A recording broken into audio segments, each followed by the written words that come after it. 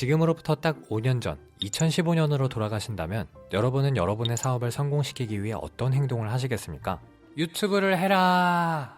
저는 아마 유튜브를 할 것 같은데 2015년만 해도 유튜브를 하는 사람이 그리 많지 않았죠. 그런데 지금은 도무지 내가 낄 자리가 보이지 않습니다.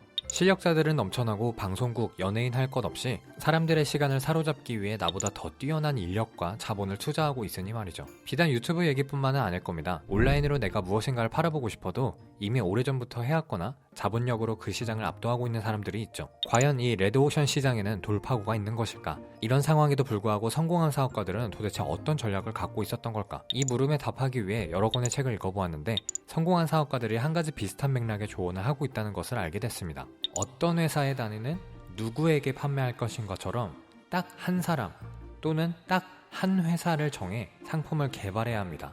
박리담에는 소규모 회사에게 그리 좋은 전략이 아닙니다. 소수의 고객을 정하고 차라리 비싸게 파는 게 낫습니다.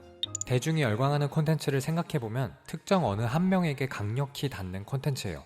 30대 영업사원을 위한 비즈니스 서적, 이런 것처럼 뭉뚱그려지는 컨셉은 팔 수가 없습니다. 그 한 명이 점심으로 무얼 먹는지, 닭튀김 정식인지 편의점 도시락인지 철저하게 상상하지 않으면 그 사람을 위한 콘텐츠는 만들 수가 없어요. 소규모 회사가 대형 회사를 똑같이 따라한다면 경쟁에서 이미 지고 들어가는 셈입니다. 고객을 특정 유형으로 한정해 소수의 업무만을 수행하면서 다른 어떤 회사도 넘볼 수 없는 수준의 서비스를 제공해야 합니다. 타겟을 좁혀라. 좁혀도 너무 좁혀서 어느 특정 한 개인에게 닿을 때까지 초점을 맞춰라. 셔츠의 단추를 저격하면 3cm 정도 빗나가지만 타겟을 저격하면 아예 빗나간다는 어느 저격수의 말처럼 고객을 좁히고 좁혔을 때 비로소 고객을 얻을 수 있다는 얘기입니다. 마케팅이나 사업에 한 번쯤이라도 관심을 가져본 사람이라면 타겟을 좁히라는 얘기는 그리 생소한 얘기는 아닐 겁니다. 그런데 어떤 경영서적이나 마케팅 서적을 펼쳐도 타겟을 좁히라는 얘기는 늘 등장합니다. 그들은 왜 한결같이 타겟을 좁히라고 조언을 할까요? 지금은 초개인화의 시대가 시작됐기 때문입니다. 모바일 시대가 열리고 SNS가 대중화되면서 우리는 수많은 정보에 노출되게 되는데 이때 우리는 알고리즘의 발달로 나에게 관심 있는 콘텐츠만을 소비하게 됩니다. 그리고 눈을 뜨고 감을 때까지 우리가 좋아하는 것만 소비하게 되죠.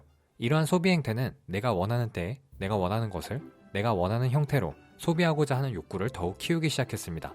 과거 스마트폰이 없던 시대에는 개그 콘서트에서 내가 좋아하지 않는 코너를 그냥 보고 있었지만 지금 같은 시대에서는 TV 앞에 가만히 앉아있는 사람은 아무도 없을 겁니다. 당장 유튜브에 들어가서 내가 좋아하는 코너만 모아서 보겠죠.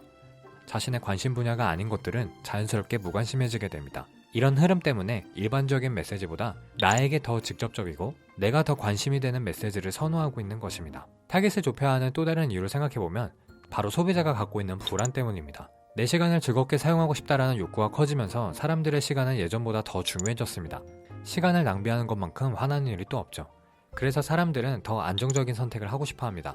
만약 나에게 조금이라도 더 맞춤화되어 있는 서비스가 있다면 전문이라는 데 특별한 서비스가 있을 거야 라고 생각하게 되면서 그 서비스나 제품을 선택하게 되는 것이죠. 하지만 막상 타겟을 좁히려고 해본 사람은 모두 알 겁니다.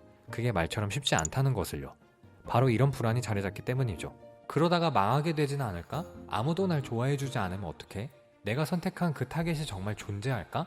이런 고민에 마케팅이다의 저자, 세계적인 마케터 세스 고딘은 이렇게 답합니다. 당신은 절대 모든 사람을 만족시킬 수 없습니다. 구체성은 용기에서 나옵니다. 모든 사람을 대상으로 삼겠다는 오만에서 벗어나면 모든 일이 수월해집니다.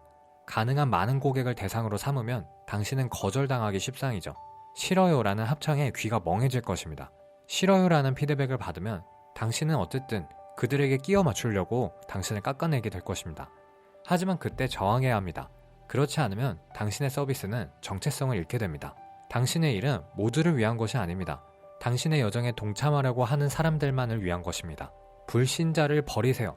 비즈니스의 본질이 누군가의 문제를 해결하며 수익과 가치를 창출한다는 것에 초점을 맞춰보면 그 누군가에 초점을 맞추는 게 결국 비즈니스의 핵심이 아닌가 생각해보게 됩니다. 지금 여러분은 누구에게 초점이 맞춰져 있나요? 30대 직장인 여성처럼 뭉뚱그려진 타겟인가요? 아니면 서울에서 직장을 다니며 연봉 3,500만원의 내성적인 성격의 35세 워킹맘처럼 좁혀진 타겟인가요? 우리는 만능 열쇠가 될 수 없기에 하나의 자물쇠에 맞는 하나의 열쇠가 되어주면 어떨까요? 이와 비슷한 맥락에서 한 개그맨이 했던 얘기가 생각납니다. 모두를 웃기려고 하면 아무도 안 웃습니다. 그런데 한 사람을 웃기려고 하면 모두가 웃습니다.